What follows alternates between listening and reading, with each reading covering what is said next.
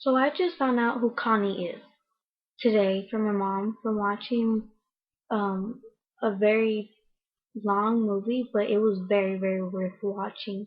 You should look it up on YouTube. It's called Coney, whatever it is, 2012, and it's 29 minutes long, and it's very sad because this guy he just captures little innocent kids and takes the girls and has excuse me, I can't even talk.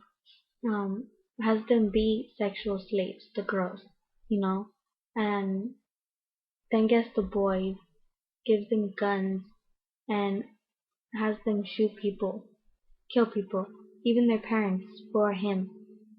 And there's been over 30,000 kids that he has captured over 20 years, I think, or 23.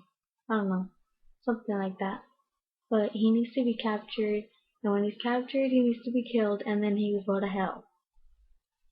Like, when I just look at his face, you just see the devil inside of him, and you just want to go up to him and freaking shoot him in the head. That's what I feel like doing. Well, that's all I have to say on the subject. So, talk about him on Facebook and everything.